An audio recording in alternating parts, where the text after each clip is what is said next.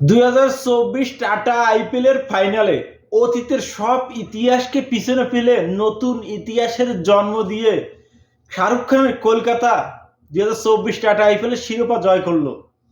অ্যান্ডে রাসেল, রিঙ্কু সিংদের এগ্রাসন কি অসাধারণ ছিল, তাদের এগ্রাসন যে কতটা বছর ধরে কাপ পায় না, তা কাপটা পেয়ে মানে তার এগ্রেশনে তা প্রকাশ করলো যে আসলে তার কতটা উৎসাহিত, কতটা আনন্দ। দীর্ঘ 10টা বছর পর কলকাতা এই আইপিএল এর কাপ আবারও ছুঁয়ে দেখলো কলকাতা।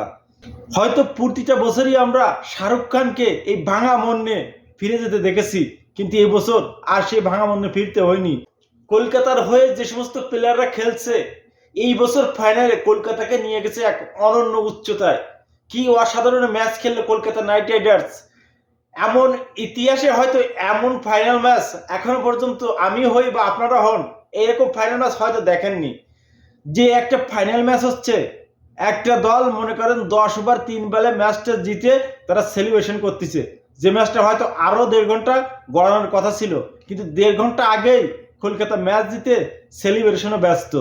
অনেকেই বলতেছিল হায়দ্রাবাদ যখন ব্যাটিং নিচ্ছে তখন কিন্তু তারা ভাবতেছিল যে হয়তো 250 রান করবে বা 200 রান করবে বা 190 রান করবে, কিন্তু না, সে সমস্ত কিছুকে পিছনে ফেলে কলকাতার বোলাররা আজকের হায়দ্রাবাদকে 113 রানে অল আউট করে ফেললেন। আর সেই 114 রানের টার্গেটে ব্যাট করতে নেমেই মনে করেন ভেঙ্কটেশের আয়ারের ঝোড়ো ব্যাটিংয়ে মনে করেন 10 ওভার 3 বলে জয়ের বন্দরে পৌঁছে যায় কলকাতা নাইট রাইডার্স।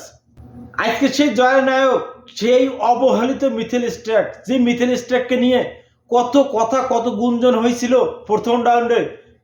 মনে করেন এক একটা ম্যাচে 50-60 করে রান খাচ্ছিল মিথেল স্ট্রাক। আর সেই মিথেল স্ট্রাকই সেমিফাইনালও ম্যান অফ দ্য ম্যাচ, ফাইনালও ম্যান অফ দ্য ম্যাচ। কি অসাধারণ বল করলেন Mitchell Starc, what a comeback Mitchell Starc. হ্যাঁ, এটাই অস্ট্রেলিয়ার প্লেয়ার, কেন সে 25 কোটি টাকায় বিক্রি হয়েছে তাই এখন হয়তো আপনাদের কারো বুঝতে বাকি নাই। যে মিথেল স্ট্রাক মনে করেন নক আউটে গেলে অস্ট্রেলিয়ার প্লেয়াররা আরো ভয়ানক হয়ে ওঠে, তারই প্রমাণ আবারও মিথেল স্ট্রাক দিয়ে গেলেন। এই মিথেল স্ট্রাককে নিয়ে আমি একটি ভিডিও বানাইছিলাম, যে মিথেল স্ট্রাককে নিয়ে আপনারা এখন ট্রল করতেছেন না। এই মিথেল স্ট্রাকই যদি কলকাতা সেমিফাইনাল ফাইনালে, এই মিথেল স্ট্রাকই হবে কলকাতার জয়ের নায়ক। তো দেখেন আমার কথা অক্ষরে অক্ষরে খেটে গেল একদম।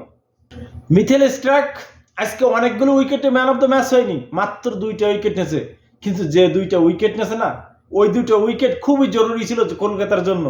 অ্যান্ডে রাসেল 3 উইকেট নেছে, তারপরও সে ম্যান অফ দ্য ম্যাচ না। মিথেল স্ট্রাক 2টা নেছে, 2টাই কিন্তু সে ম্যান অফ দ্য ম্যাচ। কারণ সে প্রথম ওভারে অভিষেক শর্মার উইকেট তুলে নেয়। অভিষেক শর্মার উইকেটটা কলকাতার জন্য কতটা জরুরি এটা শুধু কলকাতায় জানে।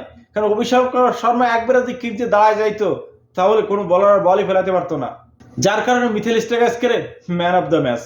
ও আরেক ফাস্ট বোলার ভুবন আরোরা, সেও কি অসাধারণ এগ্রেসিভের সাথে বল করলেন। হর্ষিত রানা অসাধারণ, তার এগ্রেসিভ হর্ষিত রানার। মনে করেন আজকের হয়তো ভাবছিলাম কলকাতা স্পিনে কিন্তু ভরসা করবে, হয়তো হায়দ্রাবাদকে ঘায়েল করতে হলে তাদের স্পিন দিয়ে কাবু করতে হবে, কিন্তু কোথায় সেই স্পিন, কোথায় সবকিছু মনে করেন চিন্তা ভাবনাকে পিছনে ফেলে কলকাতার ফাস্ট বোলাররা আজকে অসাধ্য সাধন করে কলকাতাকে মনে করেন শিরোপা জয় করালো। কলকাতার পক্ষে 26 বলে 52 রান করে অপরাজিত থাকে ভেঙ্কটেশ্বর আয়ার, ও দলের ক্যাপ্টেন সেরেস আয়ারও থাকেন অপরাজিত 6 রান করে।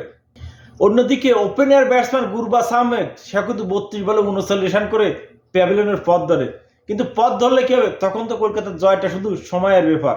আর আজকে যে অসাধ্য সাধন করে মনে করেন ইতিহাস সৃষ্টি করে কলকাতা 2024 ফাইনাল ম্যাচ জিতলো, এই ক্রেডিটটা আপনি কাকে দেবেন জানি না, তবে আমি এই পুরো ক্রেডিটটাই দেবো গৌতম গম্ভীরকে। দেখেন এই একই প্লেয়ার কিন্তু কলকাতার হয়ে আরো 7-8 বছর থেকে খেলে আসতেছে, কিন্তু খেলে আসলেও কি হবে, এইরকম ভাবে এইরকম পরিপূর্ণ টিমটা হয়তো কলকাতা কোনো বছর তৈরি করতে পারেনি। এই বছর যে টিমটা কলকাতা তৈরি করছে আর এর মূল কারিগর হচ্ছে গৌতম গম্ভীর, সেই কিন্তু এই টিমটাকে এইভাবে সে তৈরি করেছে। তাই আমি বলবো আজকে যে কলকাতা শিরোপা জিতেছে এটা শুধু এই গাম্ভীরের কৃতিত্ব। প্লেয়ারও তো মাঠে খেলছে, কিন্তু বড় কৃতিত্ব গাম্ভীরের। কারণ সে কিভাবে ফিল্ড সেট আপ করেছে এটা এক কথায় অসাধারণ ছিল তার ফিল্ড সেট আপটা। সে আসলে কলকাতার জন্য অনেক অনেক অনেক গুরুত্বপূর্ণ ভূমিকা পালন করছে। আপনারা দেখছেন যে ম্যাচ শেষ হওয়ার পরে শাহরুখ খান গৌতম গম্ভীরের মুখে চুমো খাচ্ছে। এই গৌতম গম্ভীর 10 বছর আগে এই কলকাতাকে শিরোপা জিতেছিল, আর সে 10 বছর পরে এসে সেই শাহরুখ খান আবারও সেই গৌতম গম্ভীরের মাধ্যমে কিন্তু শিরোপা জিতলো। তো ভাই ব্রাদার, কলকাতার এমন ইতিহাস সৃষ্টি করা জয় আপনাদের কেমন লাগলো অবশ্যই কমেন্ট বক্সে জানাবেন। তো ভালো থাকবেন সবাই।